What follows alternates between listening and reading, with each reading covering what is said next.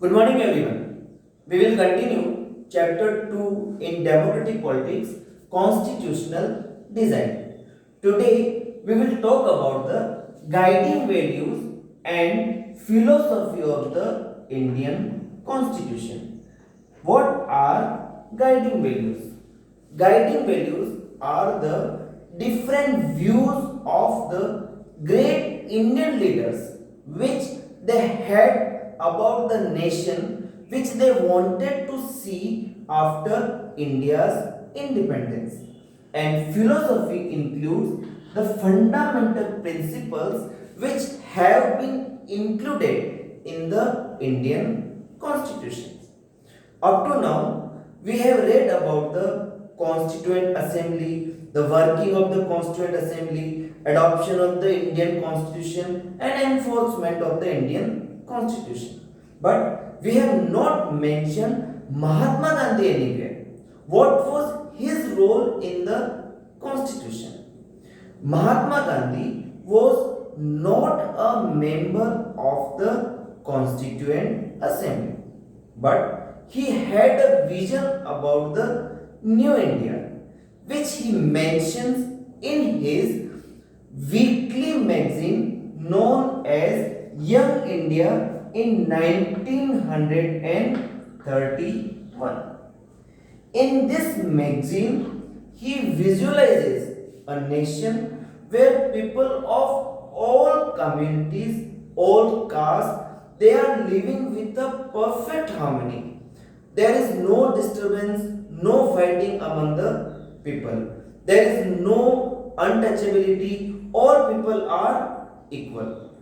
So this was the vision of the Mahatma Gandhi, which the members of the Constituent Assembly included while they were framing the Indian Constitution. These values, these guiding values, are clearly manifested in the preamble of the Constitution. Now, what is a preamble?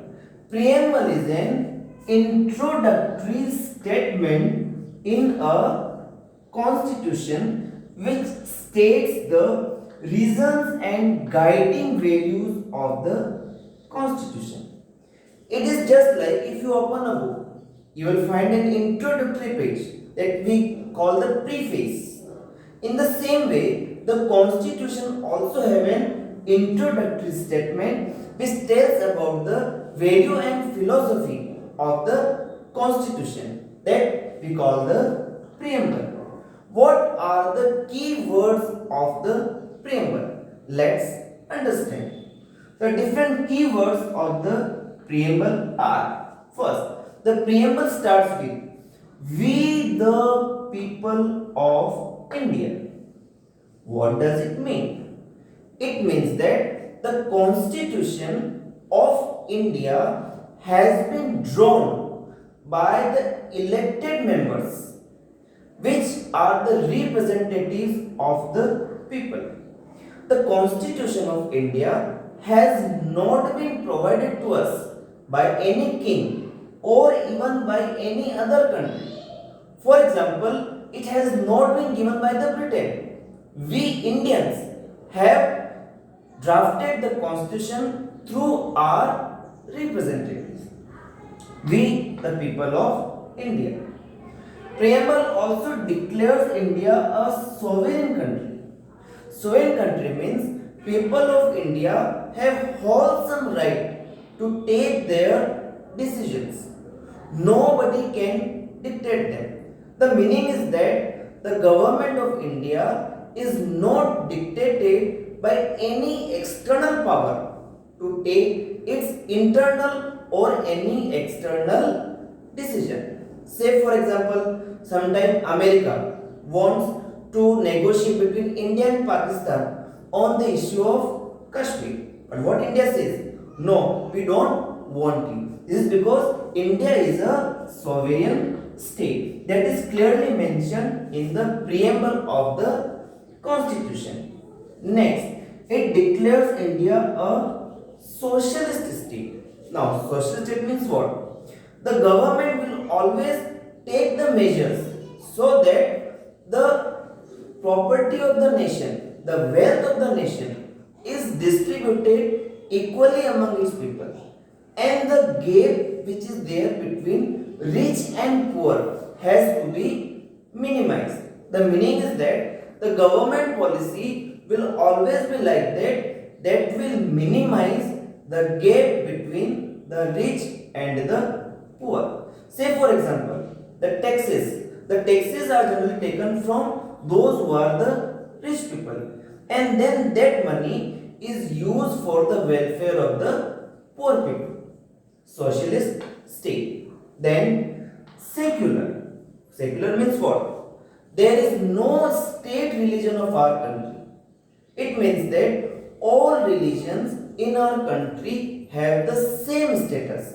Government does not favor or criticize any religion at all. People are free to follow any religion of their choice. Then it declares India a democratic country. Democratic country means a country where people elect their representatives. And these representatives work strictly according to some rules and regulations, in which people have their own rights which they can use when things go wrong. That is the democracy. Then next, India is a republic. Republic means the head of the nation is an elected one. The head of the nation is not hereditary one. What happens when there is a monarchy, a king, then his son, they keep on becoming the king. But it is not so in our country. The president's son will never be a president. If he wants to become a president, then he has to be elected by the members of the Lok Sabha and Rajya Sabha. Right? Then justice. Justice means the people cannot be discriminated on the basis of their religion, caste or gender. And the government has to work for especially those who are the disadvantaged people, so that equality can be maintained. So no discrimination is what the justice is. Then liberty. What is liberty? Liberty means freedom. The preamble of the constitution says that the constitution or the government of India will not interfere into the life of the people unnecessarily. What people eat, how do they live, what do they think.